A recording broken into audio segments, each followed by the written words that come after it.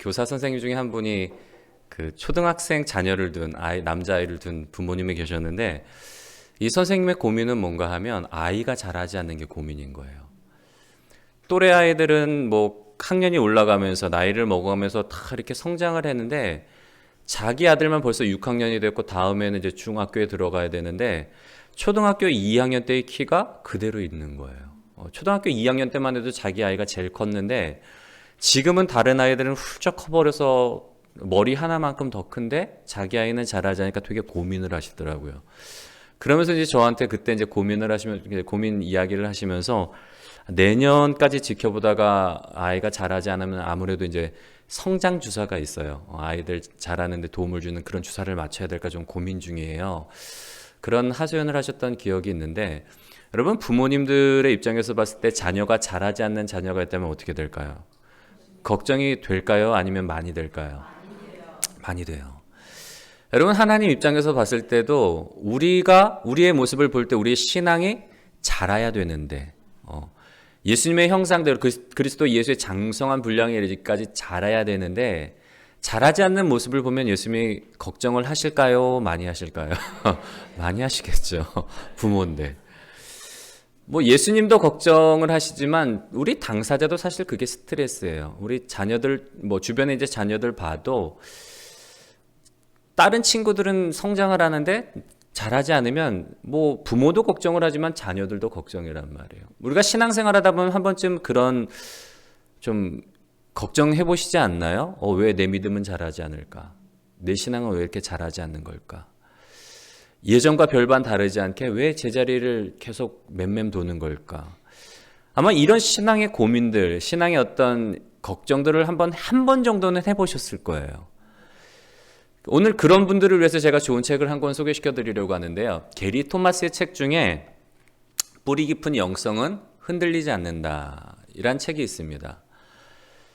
이 책은 어떤 책인가 하면 게리 토마스라는 이 작가가 신앙의 고전들, 이제 요즘 어떤 책들이 아닌 신앙의 고전이라고 불려지는 책들 중에서 영적 성장에 도움이 되는 그런 어떤 원리들과 내용들을 신앙의 고전 속에서 발견해서 이 책으로 기록한 책이 바로 이 뿌리 깊은 영성은 흔들리지 않는다라는 책인데요. 이 책에 보면은 기독교 영적 성장의 원리에 대해서 잘 기록을 하고 있는데, 특별히 이제 기독교의 영성에 대해서 뭐라고 이야기를 하고 있는가 하면, 참된 기독교의 영성은 자아를 발견하거나 깨달음을 얻거나 심지어 삶의 새로운 차원을 더하려는 추구가 아니다. 기독교의 영성은 하나님과의 관계이다 라고 그렇게 책에 기록을 하고 있습니다. 기독교 영성의 본질이 뭐라고요? 하나님과의 관계라는 거예요. 내가 노력하고 수고해서 어떤 우리의 자아를 발견하거나 어떤 깨달음을 얻거나 하는 것이 기독교 영성이 아니라, 기독교 영성의 진짜 본질은 누구와의 관계라고요? 하나님과의 관계라는 거예요. 그런 측면에서 봤을 때 기독교의 영성을 우리가 어떤 영성을 키우는 방법은 뭔가 하면, 띄워주시겠어요? 영성을 키우는 방법은 뭐가 아니라고요? 추구가 아닌 공감이다. 책에 이런 내용이 나옵니다. 흔히들 말하는 현대의 영성이란 인간 쪽에서 하나님을 추구해서 그분 안에 풍요로움을 얻는 것이다. 우리가 이제 기독교 영성하면 저도 이런 생각들을 많이 갖고 있어요. 우리가 영적으로 성장하기 위해서는 내가 하나님을 부지런히 찾고 하나님의 얼굴을 구함으로 인해서 그분 안에 풍요로움을, 그분이 주시는 어떤 은혜와 생명과 축복을 누리는 게 어떤 영성이라고 생각을 했는데, 신앙의 고전을 살펴보면 그렇지 않다는 거예요. 기독교 고전의 지혜가 우리에게 일깨워주는 것은 다르다. 하나님 쪽에서 먼저 우리와 관계를 맺기 원하신다. 고전 작가들의 동기는 인간 쪽에서, 내 쪽에서 먼저 하나님을 알고자 하는 이기적인 갈망이 아니라, 하나님이 먼저 나를 알고자 하시기에 나도 그분께 공감하는 것이다 라고 그렇게 책에 기록되어 있습니다. 우리가 신앙의 고전을 보면 영적으로 성장하는 방법이 내가 하나님을 찾고 내가 하나님을 구해서 우리가 하나님을 알 수도 있어요. 그러나 우리의 열심보다 더 놀라운 열심이 있다는 거예요. 누구의 열심이 있어요? 하나님의 열심이 있다는 거예요. 왜냐하면 하나님이 우리를 만나기 원하시고 하나님이 우리와 교제하시기 원하시기 때문에 그 하나님의 열심에 반응을 해서 공감하는 것이 영적 성장의 방법이라는 거예요. 우리가 영적으로 성장하기 위해서는 추구가 아니라 그래서 뭐라고요? 하나님의 열심에 공감하는 것, 반응하는 게 영적 성장의 방법이다라고 책에 나와 있고요. 세 번째로 영적 성장의 목표는 뭔가 하면 우리 한번 밑에 읽어볼까요? 시작. 하나님을 아는 것과 타인의 삶에 들어가는 것. 우리가 이제 영적 성장의 목표를 보통 하나님을 아는 것에 두어요. 영생은 유일하신 예수 그리스도와 참되신 하나님을 아는 것이다. 우리가 그 말씀 너무나 잘 알고 있잖아요. 저도 이제까지는 영적으로 성장하기 위해서 어디에 초점을 많이 맞췄는가 하면 하나님을 아는 일, 하나님을 구하는 일. 저도 열심히 하나님을 찾았단 말이에요. 그런데 내가 간과하고 있었던 부분은 뭔가 하면 이 책을 통해서 저도 깨달은 거예요. 영성의 또 다른 목표는 하나님을 아는 것도 중요하지만 그것 못지않게 중요한 게 뭔가 하면 다른 사람의 삶과 아픔과 회의와 기쁨으로 들어가는 것이다 라고 그 책에 그렇게 기록이 되어 있더라고요. 고전을 보면 많은 신앙의 어떤 믿음의 선조들이, 믿음의 사람들이 하나님을 알기 위해서 굉장히 열정적으로 막 추구를 해요. 말씀도 보고 예배도 드리고 광야로 나아가서 하나님의 임재를 기다리고 그런 여러 가지 시도들 통해서 얻은 결론은 뭔가 하면 하나님을 찾는 것도 중요하지만 그것 못지않게 중요한 게 뭐라고요? 우리의 영성의 목표가 뭐라고요? 타인의 삶에 들어가는 것. 타인의 삶에 녹아져서 사랑할 때에 비로소 영적으로 성장할 수 있다는 거예요. 저도 놓치고 있었던 분이 바로 이 두 번째 부분이었거든요. 하나님을 찾는 일에는 굉장히 열심을 내고 굉장히 많은 시간을 할애했는데 정작 다른 사람들의 아픔을 공감하고 다른 사람들을 이해하고 그 사람들의 삶에 녹아들어가서 함께 사랑하는 일에는 제가 굉장히 소홀해 있었더라고요. 그런데 진정한 영적 성장의 목표가 뭐라고요? 하나님을 아는 것과 더불어서 타인의 삶에 들어가는 것이 중요하다는 거예요. 여러분, 우리가 타인의 삶, 예수님도 말씀하시잖아요. 율법의 두 가지 핵심이 뭐라고요? 하나님을 사랑하는 것과 이웃을 사랑하는 것. 예수님께서는 이웃 사랑에 대해서도 굉장히 강조를 하세요. 요한 서신에도 보면은 뭐라고 기록되어 있는가 하면 너희가 서로 사랑하면 사람들이 서로 사랑함을 통해서 너희가 내 제자인 줄 알리라. 요한 서신에도 나와 있어요, 여러분. 여러분, 우리가 이웃을 사랑하는 일이 왜 중요할까요? 왜 중요한가 하면 답을 구하는 게 아니에요. 제가 질문하면 막 부담이 되잖아요. 이거 답이 뭘까? 주의를 환기시키기 위해서 제가 말씀을 드리는 거예요. 우리가 왜 이웃 사랑이 중요한가 하면 눈에 보이는 사람을 사랑하지 못하면 눈에 보이지 않는 하나님을 사랑하기가 어려운 거예요. 눈에 보이는 내 형제, 내 부모를 공경하고 사랑하지 못하는데 어떻게 우리가 하나님을 온전히 사랑할 수 있겠는가 하는 거예요. 여러분, 우리가 성장과 성숙을 위해서는 목표를 설정하는 일이 굉장히 중요한데요. 목표를 설정하는 일이 왜 중요한가 하면 목표가 우리의 삶의 원동력이 되어주어서 우리가 앞으로 전진해 나갈 수 있는 원동력이 되기 때문에 제가 예전에 그 청년 자매가 저한테 이제 상담을 요청했던 적이 있어요. 이 자매 같은 경우에는 대학을 졸업하고 이제 해외로 어학연수를 나갔다가 들어와서 자기가 하고 싶은 일들을 막 이것저것 시도해봤던 그런 이제 자매인데, 당시에 이제 저에게 이제 상담을 요청할 당시에는 이제 학원에서 영어 강사로 일을 하고 있던 때였어요. 근데 이제 저에게 상담을 요청한 이유가 뭔가 하면 아버지 때문에, 아버지가 당시에 그 은행에서 아마 고위 임원이었던 것 같아요. 임원으로 계신데 딸에게 자꾸 이제 압력을 가하시는 거죠. 아빠가 봤을 때는 딸의 직장이 불안정적인 거예요. 안정되지 못한 거예요. 그래서 영어 강사보다는 그래도 아빠가 은행의 임원으로 있으니까 아빠 있을 때 너 은행으로 들어와. 그러면 영어 강사보다는 은행원이 아버지가 봤을 땐 더 안정적으로 딸의 삶에 있어서 더 좋을 것 같으니까 이제 푸시를 하는 거죠. 근데 이제 딸의 입장에서는 은행에 들어가기가 싫은 거예요. 자기 적성에도 안 맞는 것 같고 자기는 이것도 해보고 싶고 저것도 해보고 싶고 하고 싶은 게 많은데 아빠가 계속 이제 압력을 가하니까 그게 이제 스트레스가 되어서 저한테 이제 상담을 요청했던 거죠. 근데 이 자매가 마지막에 뭐라고 이야기를 하는가 하면 거의 체념조로 이야기를 하는데, 그런데 이제껏 살아오면서 거의 아빠가 원하는 대로 다 이루어졌다는 거예요.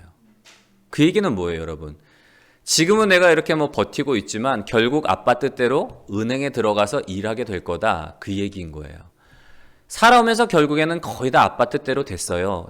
체념 섞인 말로 그렇게 이야기를 해놨는데, 제가 그 이야기를 들으면서 이 자매의 문제점은 뭔가 하면 딱 지적을 해줬죠. 뭐 자매의 말대로 그렇게 아빠의 어떤 권유로 인해서 은행에 들어갈 수도 있다. 그런데 만약에 10년이 지나고 20년이 지나면 내가 예언을 하건대 자매가 뭐라고 얘기할 거냐 하면, 나 우리 아빠 때문에 내 인생 망쳤어. 분명히 그렇게 얘기할 거다라고 제가 얘기를 해줬어요. 왜냐하면 그건 자기가 선택한 길이 아니잖아요.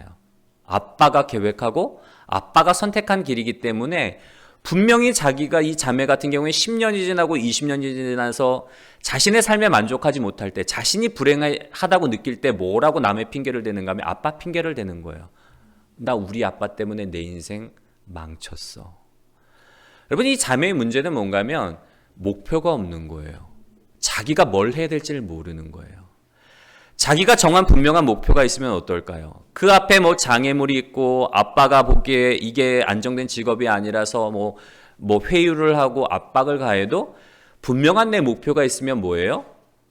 그것을 향해 달려가게 돼 있단 말이에요. 장애물 있으면 돌아가거나 넘어가거나 뭐 장애물을 제거하거나 시간이 좀 걸릴 수도 있어요. 장애물 때문에. 그러나 분명한 목표가 있으면 어때요? 그 목표를 향해서 가게 돼 있는데, 이 자매의 문제는 뭔가 하면 분명한 목표가 없다 보니까 이것도 해보고 저것도 해보고 이 길도 가보고 저 길도 가다 보니까 방황을 하는 거예요. 여러분은 어떤 삶의 목표, 어떤 신앙의 목표를 갖고 계신가요? 아까도 자라지 않는 아이를 보면서 안타까워하시는 부모의 마음을 제가 말씀을 드렸는데, 하나님은 우리가 뭐 하기를 원하신다고요? 자라기를 원하시는 거예요. 성장하기를 원하시고 성숙하기를 원하세요. 왜냐하면 관계에 있어서 중요한 게 뭐예요? 성숙이기 때문에. 저는 나이 들어서 이제 결혼을 했는데요. 아내랑 3번 만나고 이제 결혼하자고 이제 이야기를 했는데, 연애 기간이 없었어요. 나이 들어서 이제 늦게 결혼을 해서 그런 것도 있는데, 결혼하면서 별로 이렇게 싸우지를 않았어요. 아닌 것 같으신가요? 표정들이 약간 반신반의하시는 것 같은 표정이라서. 근데 우리가 왜 안 싸울까 이제 생각을 해보니까, 일단은 서로에 대해서 잘 모르잖아요. 그러니까 이제 연애로 결혼한 게 아니라 중매로 만나서 이제 그 교제 기간이 짧다 보니까 서로에 대한 어떤 그 기대치가 그렇게 크지 않은 거예요. 어떤 문제가 생길 때, 저 사람 원래 저런 사람인가 보구나. 그러면서 이제 크게 다투지 않고 이제 자연스럽게 넘어가는 것도 있고, 두 번째로는 이제 나이 들어서 결혼하다 보니까 나름대로 이제 둘 다 이제 성숙해졌잖아요. 그러니까 이제 크게 싸우지 않는 거죠. 여러분, 관계에 있어서 중요한 게 그래서 성숙인 거예요. 우리가 신앙생활의 핵심이 뭐라 그랬죠? 하나님과의 관계다. 그리고 영적 성장의 목표가 하나님을 아는 것과 더불어서 타인의 삶 속에 들어가는 것, 타인의 아픔을 이해하고 공감하고 사랑하는 거기 때문에, 그래서 관계 속에서 중요한 게 성숙이란 말이에요. 그래서 하나님께서는 우리가 성장하기를 원하고 성숙하기를 원하시는 거예요. 여러분, 우리가 성장의 목표를 좀 세우고 성장하기를 좀 사모하시는 그런 여러분들이 되시기를 주님의 이름으로 간절히 소원합니다. 세상적으로 성공하고 세상적으로 안정적인 삶을 살아가는 것도 중요해요. 그런데 우리의 삶의 목표는 정말 하나님의 뜻에 우리의 삶의 목표를 우리가 가졌으면 좋겠어요. 하나님의 그 바램처럼 그리스도 예수의 장성한 분량에 이르기까지 성장하기를 사모하시는 여러분들이 되시기를 주님의 이름으로 간절히 소원합니다. 우리가 지난주에는 특별히 감리교 창시자인 존 웨슬리의 회심 기념 주일이었는데요. 존 웨슬리의 경우에는 굉장히 대담한 신앙의 목표를 가지고 있었어요. 신앙 성장의 목표를 가지고 있었는데 존 웨슬리가 평생에 추구했던 그 신앙의 성장의 목표는 뭔가 하면 그리스도의 완전이에요.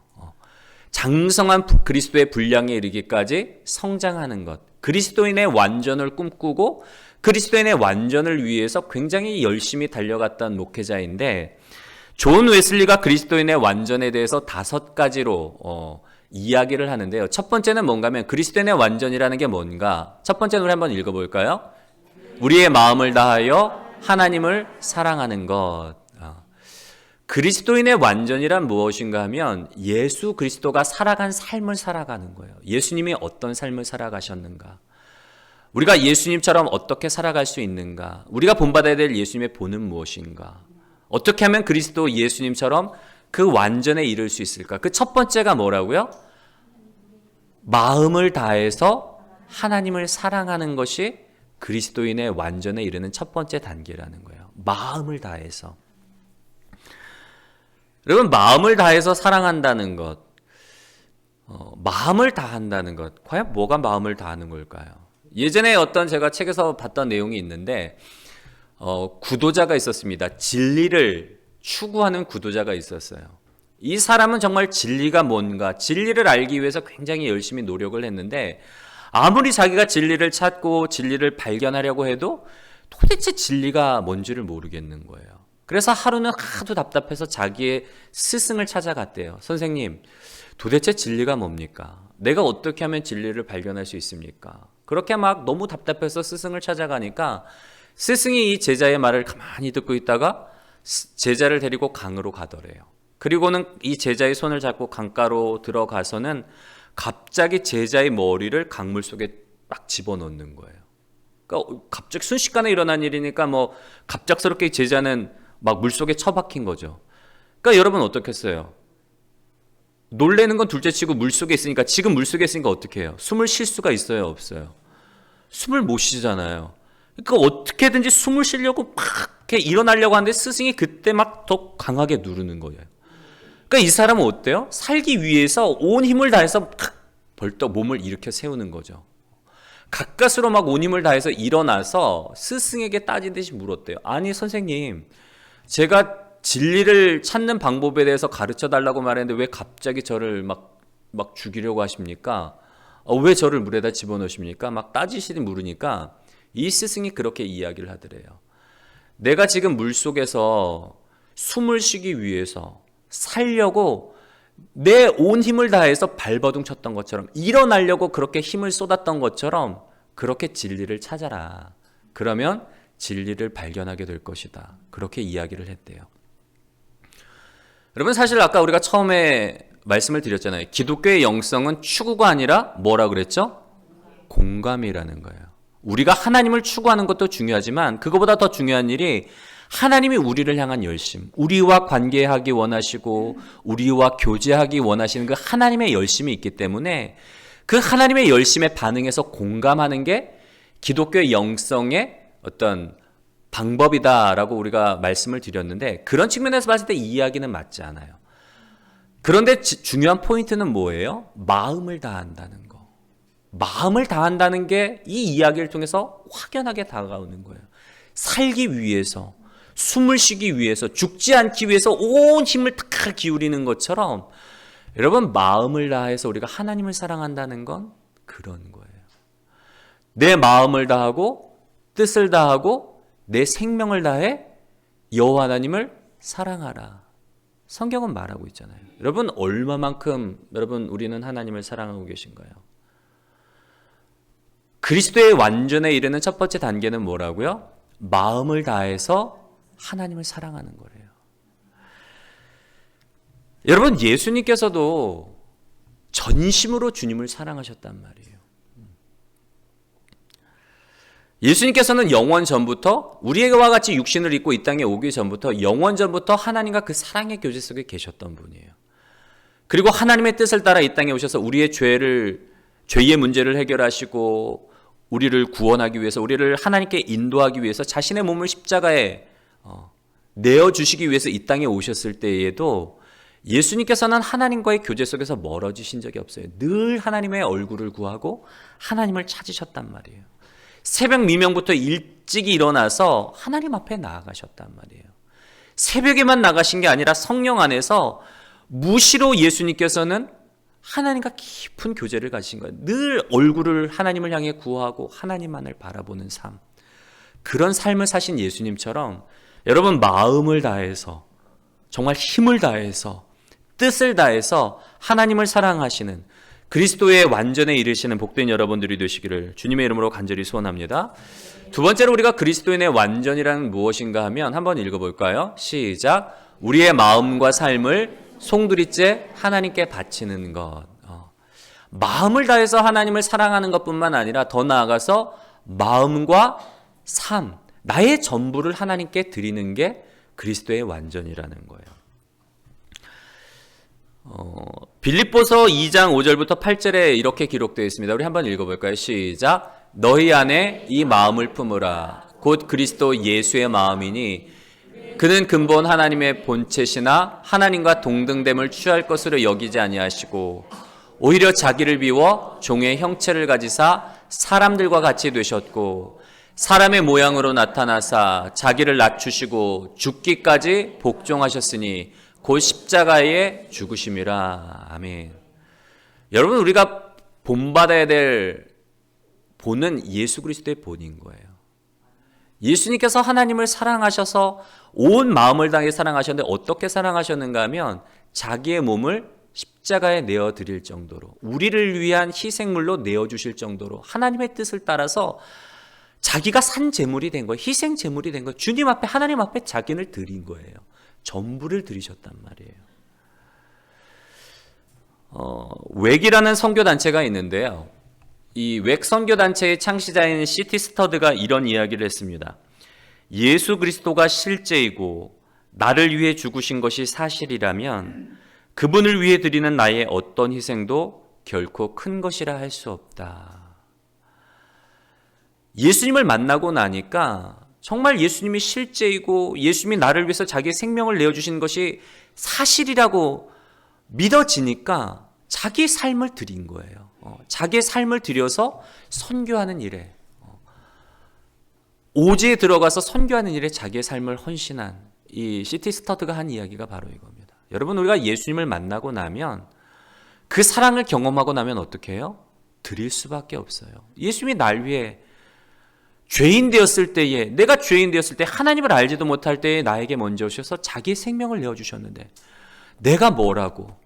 우리가 그 예수님의 십자가의 사랑을 경험하고 나면 드릴 수밖에 없어요. 정말 십자가의 사랑을 깊이 경험하면.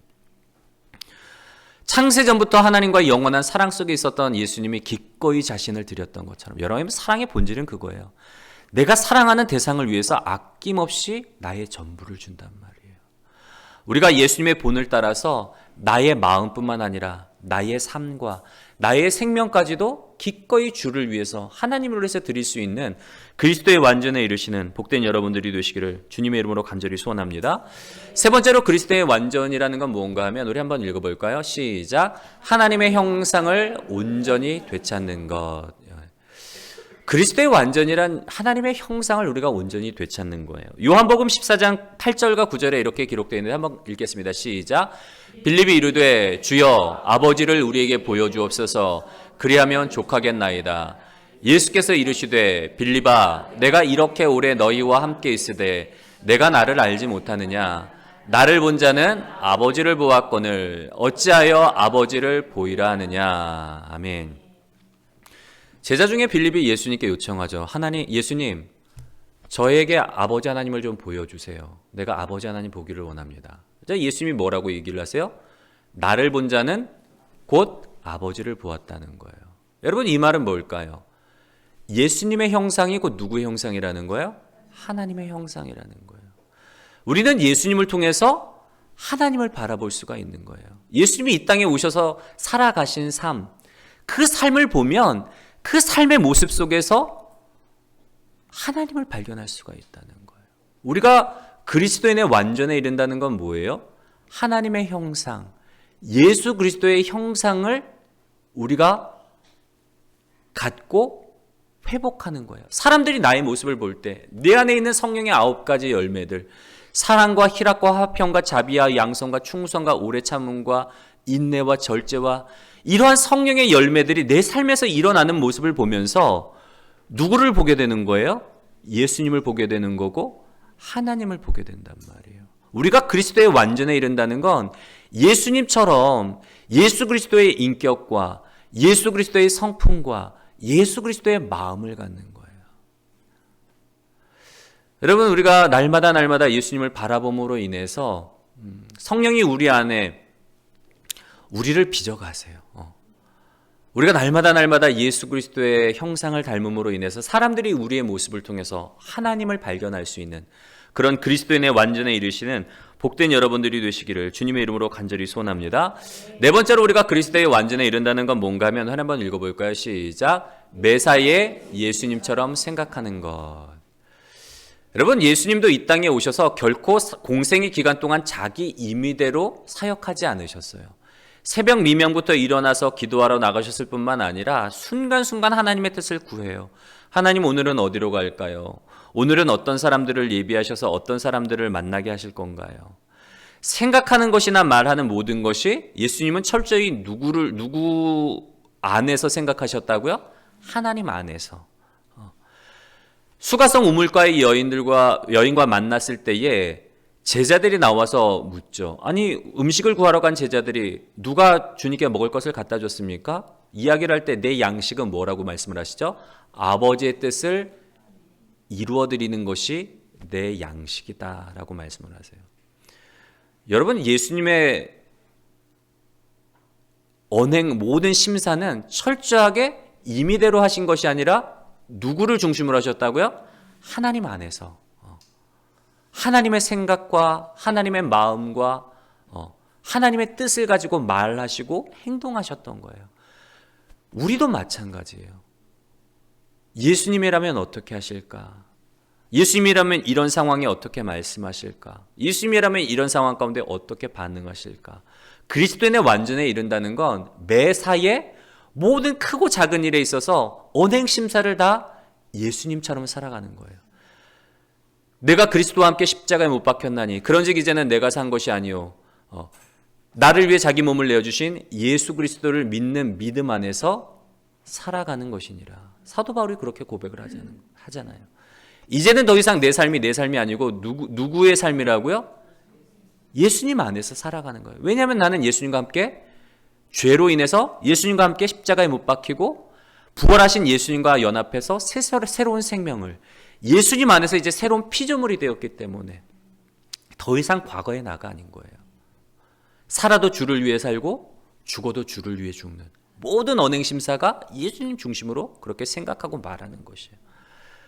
마지막 5번째 우리가 그리스도의 완전이란 무엇인가 한번 읽어볼까요? 시작.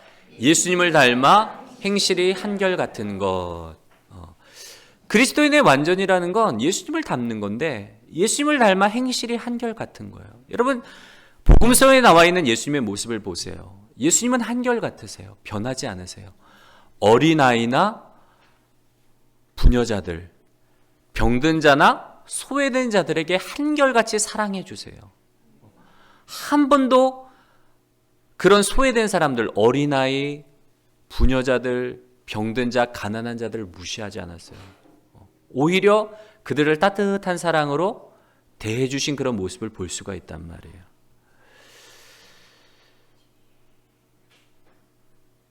여러분, 예수님의 모습을 보면 정치적인 분이 아니세요.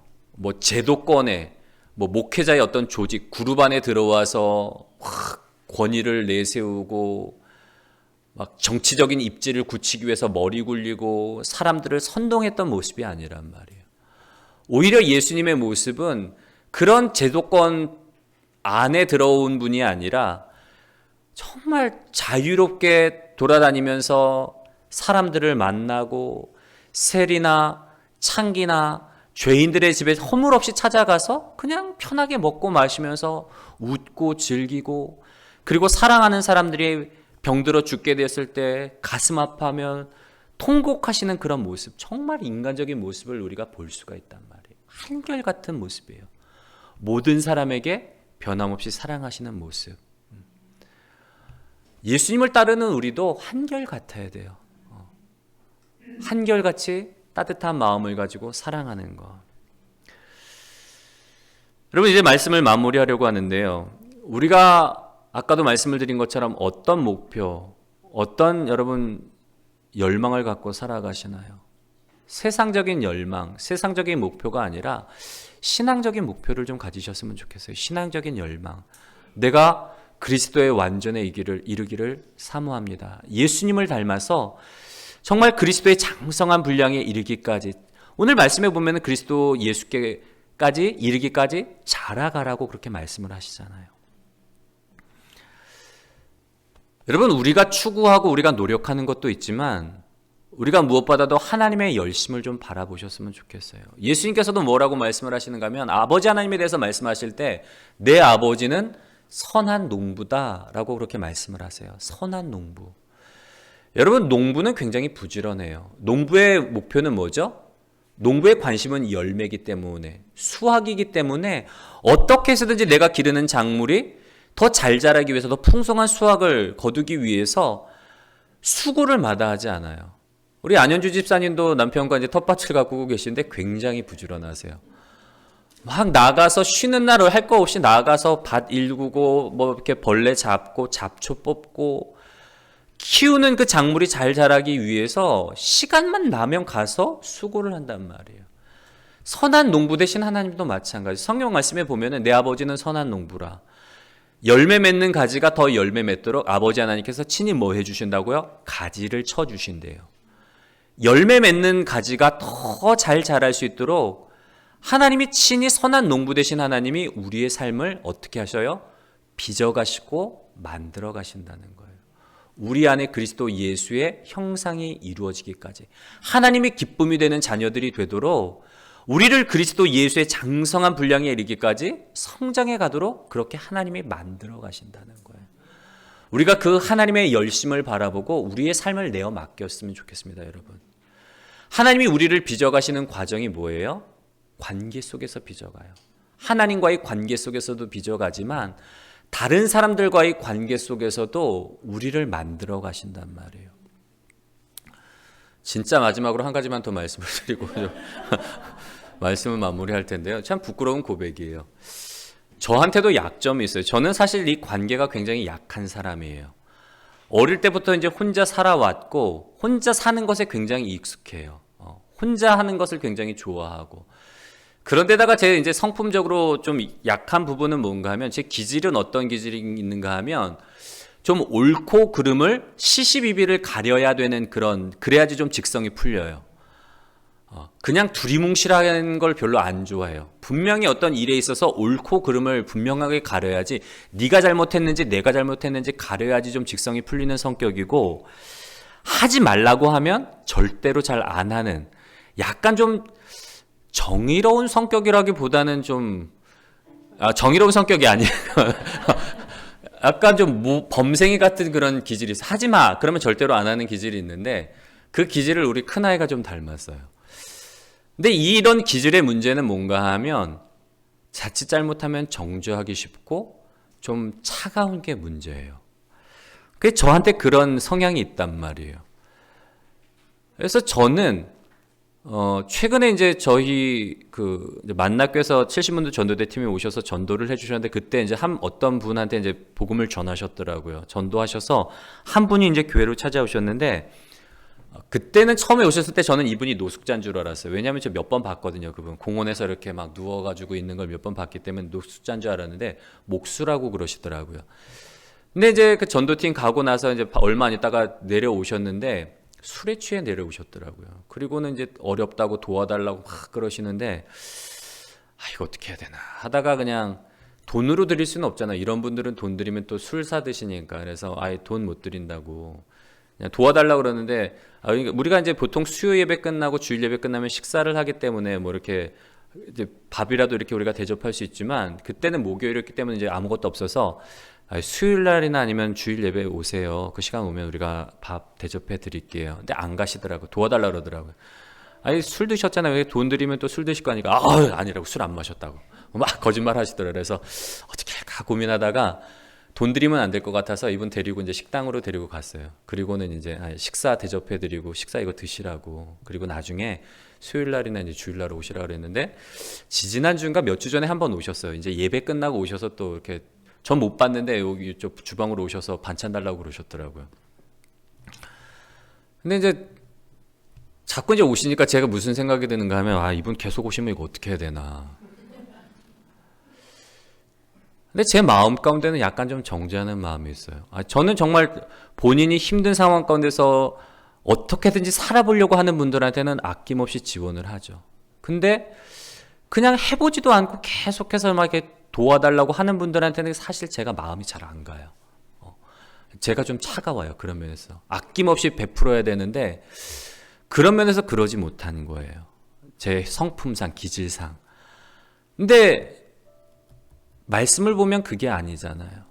예수님은 그러시지 않잖아요. 사람 봐가면서 이렇게 사랑하시지 않았단 말이에요. 그 말씀이 저한테도 도전이 되고 저한테 부딪힘이 되는 거예요. 여러분 우리가 사실 혼자 살아가면 몰라요. 그런데 이런 분들을 만나고 이런 분들이 내 삶의 자리 가운데 이렇게 들어오면서 나한테 이런 부분이 있구나. 내가 아직 이렇게 내가 차가운 사람이구나. 내가 아직 그리스도의 완전에 이르기까지는 내가 더 사랑해야 되는구나. 부족함을 깨닫는단 말이에요. 여러분 하나님이 우리를 사람들과의 관계 속에서 두신 이유는 뭔가 하면 그 관계를 통해서 나의 한계를 알고 나의 약점을 알고 때로는 그 관계를 통해서 그리스도 예수의 그 사랑의 어떤 목표를 향해서 나아가게 하실 뿐만 아니라 때로는 그 관계를 통해서 위로받게 하시고 일어서게 하신단 말이에요. 누군가 내가 힘들 때 따뜻한 말로 위로해주고 격려해줌으로 인해서 믿음 가운데 일어설 수가 있는 거예요. 하나님께서는 우리를 그냥 우리의 영성을 그냥 자라게 신비하게 자라게 하시는 게 아니라 관계를 통해서 자라게 하신다는 것. 때로는 우리가 힘들게 관계를 맺는 분이 있을 수도 있어요. 이제 뭐 시집살이는 안 하시는 나이시잖아요. 오히려 며느리들에게 시집살이를 시키시면 시키시지. 뭐 힘들게 하는 사람이 있을 수 있어요. 그러나 하나님은 그런 관계를 통해서 우리를 빚어가신다는 거. 그 아버지의 그 열심이 있어요. 예수 그리스도의 완전에 이르도록 우리를 자라게 하시는 그 하나님. 그 하나님께 삶을 맡기고 우리가 예수님처럼 정말 인간적으로도 하나님 보시기에 아름다울 뿐만 아니라 사람들 보시기에도 아름다운 따뜻한 그런 작은 예수들이 되시기를 주님의 이름으로 간절히 소원합니다.